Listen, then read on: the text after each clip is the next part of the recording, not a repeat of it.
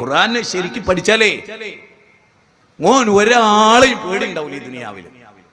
ഒരാളെ പള്ളി കമ്മിറ്റി ഉണ്ടാക്കുമ്പോ പോലെ പറഞ്ഞത് എന്താ അറിയോ? അല്ല, പള്ളി കമ്മിറ്റി ഉണ്ടാക്കുമ്പോ 5 ഗുണങ്ങളുള്ളോലെ 5 ഗുണം ഇല്ലാത്തോലെയാണെന്ന് പള്ളി കമ്മിറ്റിയിൽ പ്രസിഡന്റ് സെക്രട്ടറി ആക്കുന്നത്. ക്ഷമിക്കണേ കേട്ടോ.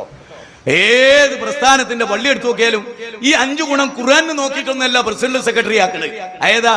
സൂറത്ത് തൗബയിലെ 18-ാമത്തെ വചന, ഇന്നമാ യഅ്മുറു മസാജിദല്ലാഹ്, അള്ളാന്റെ പള്ളി പരിപാലിക്കേണ്ടവരാരാ? അള്ളാഹുവിൽ അചഞ്ചലമായി വിശ്വാസമുള്ള ആളാവണം. ഏതൊരു പള്ളി കമ്മിറ്റിയില് മൊയ്തീൻ ശൈഖിനെ ലോകം ഭരിക്കുന്ന ആളായിട്ട് കാണുക, ചിട്ടടി മീത്തൽ അബൂബക്കറാണ് ലോകം നിയന്ത്രിക്കുന്നത് വിശ്വസിക്കുക, ഓനെ പള്ളി പ്രസിഡന്റ് ആക്കാൻ പറ്റൂല. അള്ളാഹ് പറയാ ഖുർആനില്, ഓൻ പള്ളി പ്രസിഡന്റ് ആയിട്ട് കാര്യമില്ല. പിന്നെ ആഖിറത്തിൽ വിശ്വസിക്കണം, ആഖിറത്തിൽ അടിയുറച്ച് വിശ്വസിക്കണം, നിസ്കാരം കൃത്യമായിട്ട് നിർവഹിക്കണം, സകാത്ത് കൊടുക്കണം. 5-ാമത്തെ കാര്യം എന്താ അറിയോ? വലം യഖ്ശ ഇല്ലല്ലാഹ്, അല്ലാഹനല്ലാത്ത ഒരുത്തനെയും പേടിക്കരുത്. ഇത് നാട്ടിൽ 10 ഉറുപ്പിക ഉള്ളവനെ പേടിക്കുന്നു, അപ്പുറത്ത് മറ്റവനെ പേടിക്കുന്നു, പ്രസിഡന്റിനെ പേടിക്കുന്നു, സെക്രട്ടറിനെ പേടിക്കുന്നു. അത് പറയാൻ പറ്റൂല, ഇത് പറയാൻ പറ്റൂല അറിയുന്നു. അങ്ങനെ എന്തൊക്കെ പ്രാരാബ്ദങ്ങളുടെ നടുവിലാണ് നിങ്ങളും ഞാനും ജീവിച്ചു പോരുന്നത്. വല്ല ചിന്തയുണ്ടോ? നേരെ മറിച്ച് ശങ്കുറപ്പുള്ള ഒരു വിശ്വാസിന്റെ പ്രത്യേകത അറിയോ? അയാൾ ഉറപ്പ് വരുത്തും, ഞാൻ പറയണതിൽ അബദ്ധം ഉണ്ടോ അത് അയാളെ തിരുത്തും ചെയ്യും. അയാൾ ഉറപ്പ് വരുത്തിന്റെ റബ്ബിന് ഇതൊക്കെ ഇഷ്ടമാണോ, നാട്ടുകാർ ഇഷ്ടപ്പെട്ടോ എന്നുള്ള അയാൾക്ക് വിഷയമല്ല. പക്ഷെ റബ്ബിന് വെറുത്തതാണോ എന്ന് അയാൾ അപ്പൊ ഒഴിവാക്കുക. അതാണ് ഒരു വിശ്വാസി. ഇന്നമാ കാന ഖൗലൽ മുഅ്മിനീൻ, അല്ലാഹു പറയാണ് സൂറത്ത് നൂറിലാണ് 47 മുതൽ 54 വരെ ഉള്ള വചനം.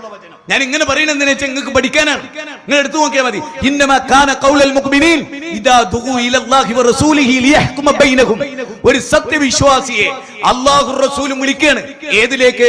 ജീവൻ നൽകുന്ന ഒന്നിലേക്ക്, വിധി പറയുന്നതിലേക്ക്. യാ അയ്യുഹല്ലദീന ആമനു ഇസ്തജീബൂ ലില്ലാഹി വലിർറസൂലി ഇദാ ദഅാകും ലിമാ യുഹീകും. 8-ാം അധ്യായം 24-ാമത്തെ വചനം. ജീവൻ നൽകുന്ന ഒന്നിലേക്ക് അല്ലാഹു റസൂലും വിളിക്കുക. ആ വിളിക്കുത്തരം നൽകേണ്ടവനാണ് വിശ്വാസി. ആ വിശ്വാസിയുടെ കുടുംബം, ആ വിശ്വാസിയുടെ മക്കൾ. അങ്ങനത്തെ ഒരു മക്കൾ ഇന്ന് എടവണ്ണ, കഞ്ചാവ് ഏറ്റവും കൂടുതൽ വിൽക്കുന്ന ഒരു നാടായിട്ട് എടവണ്ണ മാറുന്നുണ്ടെങ്കിൽ, കഞ്ചാവ് കഴിക്കുന്നവര് ഉപയോഗിക്കുന്നവര് മുജാഹിദുകളുടെ മക്കളാണെങ്കിൽ എത്ര ഭീകരമാണല്ലേ, എത്ര ഭീകരമാണ്. വത്തഖു യൗമൻ തുർജഊന ഫീഹി ഇലല്ലാഹ്, അല്ലെ, അള്ളാഹുവിലേക്ക് മടങ്ങിപ്പോകുന്ന ഒരു ദിവസത്തെ പേടിച്ചിട്ട് ജീവിക്കുന്ന സൂറത്ത് ബഖറയാണ് അവസാനത്തെ ആയത്ത് എന്ന് ഉലമാക്കൾ പറയുന്ന ഒരു ആയത്ത് കൂടിയാണ്. അൽ യൗമ അക്മൽതു ലക്കുന് ശേഷം അല്ലാഹ് പരിസമാപ്തി കുറിച്ചത് വത്തഖു യൗമൻ തുർജഊന ഫീഹി ഇലല്ലാഹ് എന്ന സൂറത്ത് ബഖറയിലെ 281-ാമത്തെ വചനത്തിലൂടെയാണ്. അള്ളാഹിലേക്ക് മടങ്ങി പോകുന്ന ഒരു ദിവസത്തെ പേടിച്ചോളി, അവിടേക്ക് വേണ്ടി എന്തെങ്കിലുമൊക്കെ ഒരുക്കി വെച്ചോളി. അത് മാത്രമേ ഉണ്ടാവുള്ളൂ, അതിലപ്പുറത്ത് നിങ്ങൾക്ക് വേറൊന്നും ഉണ്ടാവില്ല. അവിടേക്ക് നിങ്ങൾ സലാസുൻ മൻ കുന്ന, അല്ലാഹുവിന്റെ റസൂല് പറയാണ്, ഇദാ മാതൽ ഇൻസാനു ഇൻ കതഅമലു ഇല്ലാ മിൻ സലാസിൻ, 3 കാര്യങ്ങൾ ഒഴികെ മറ്റൊക്കെ മുറിഞ്ഞു പോകും. അതിലേതാ? ഒന്ന് സദഖത്തിൻ ജാരിയ, അതേ എന്നും നിലനിൽക്കുന്ന സദഖയാണ്, അല്ലാഹുവിന്റെ മാർഗത്തിലുള്ള സദഖയാണ്.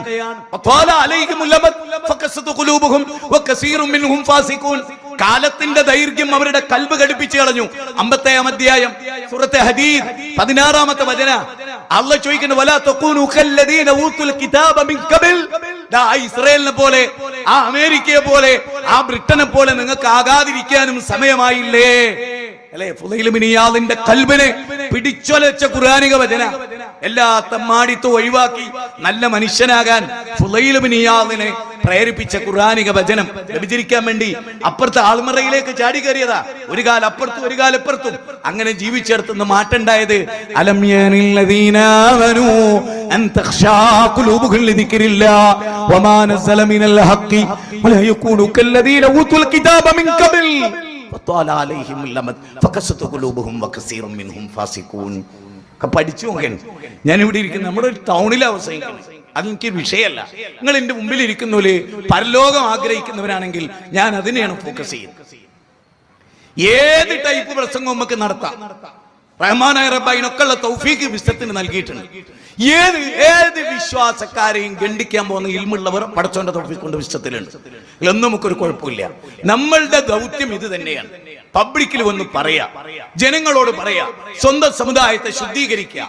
അത് തന്നെ സ്വയം ശുദ്ധീകരണവും അവരുടെ ദേവത്ത് നടത്തുകയും ചെയ്യുന്ന ഉജ്ജ്വലമായ ഒരു രീതി നമ്മൾ കുറെ കാലമായി മാഷാ അല്ലാഹ് അതിന്റെ റിസൾട്ടും നമ്മൾ ആസ്വദിച്ചു കൊണ്ടിരിക്കുന്നു, അനുഭവിച്ചു കൊണ്ടിരിക്കുന്നു. കഴിഞ്ഞ വർഷം വരെ നമ്മൾ വെറുത്തവർ ഈ കൊല്ലം നമ്മുടെ സമ്മേളനങ്ങളിലുണ്ട്, പ്രസംഗത്തിലുണ്ട്.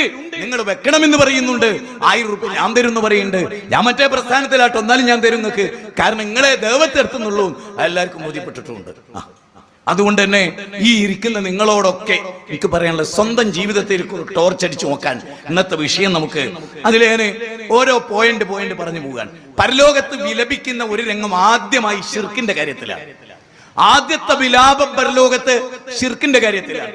ആ ഭാഗം അല്പം ഗൗരവത്തോടെ തന്നെ ഒരു 10 മിനിറ്റ് ഞാൻ ആ ഭാഗം സവിശേഷമായി അള്ളാഹുവിന്റെ ഗ്രന്ഥത്തിൽ നിന്ന് വിവരിക്കാൻ ആഗ്രഹിക്കുകയാണ്.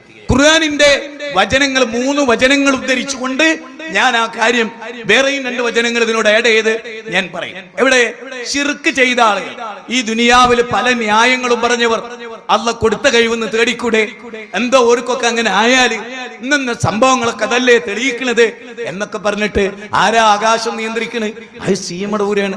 ആരാ ഭൂമി നിയന്ത്രിക്കുന്നത്? ഏതുപോലെ ഒരു മൊബൈല് ഞാനൊരാൾക്ക് കൊടുത്താൽ ഇന്ന മൊബൈൽ ഞാനാണോ നിയന്ത്രിക്കുക? അല്ല.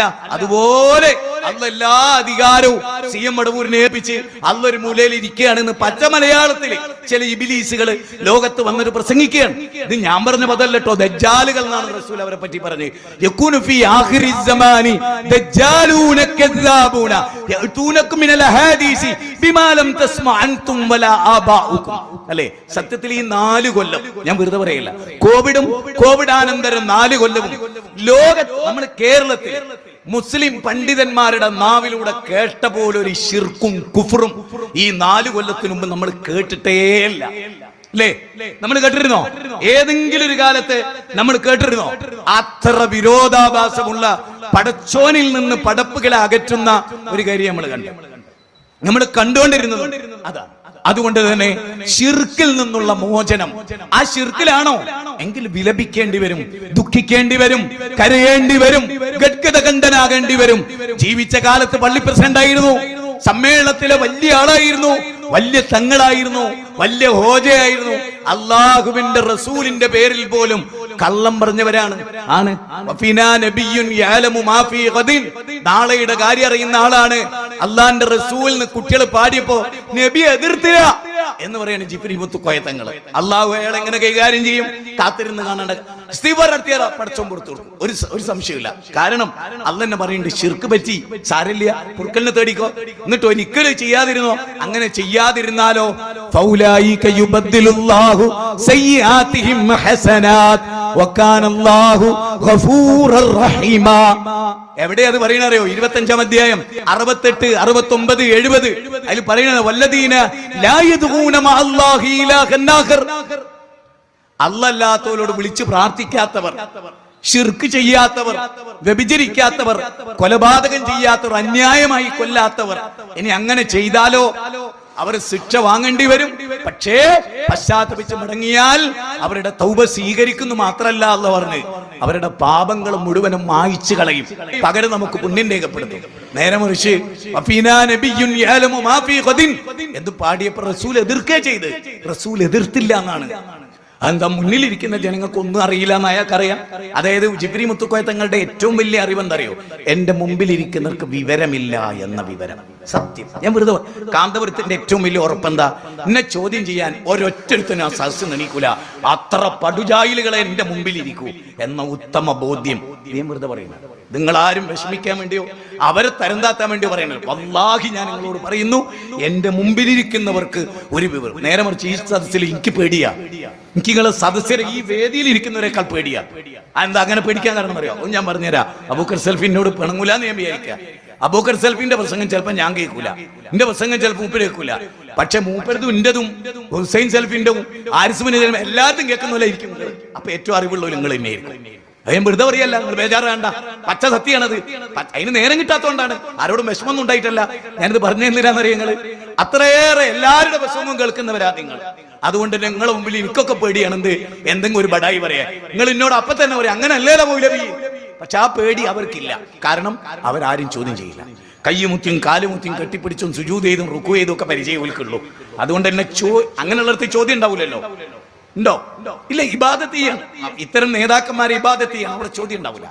അതുകൊണ്ട് ഞാൻ നിങ്ങളോട് ആത്മാർത്ഥമായിട്ട് പറയാണ്, അള്ളാഹു ഒരു വിലാപത്തെ കുറിച്ച് പറയും. എന്നിട്ട് നേതാക്കന്മാരും അനുയായികളും പരലോകത്ത് വരും. എനിക്ക് നിങ്ങൾ തന്ന വിഷയം വിലപിക്കുന്ന ദിനം, അതിലൊന്നാമത്തെ വിലാപം ശിർക്കിന്റെ പേരിലാണ്, തൗഹീദ് കയ്യൊഴിഞ്ഞതിന്റെ പേരിലാണ്.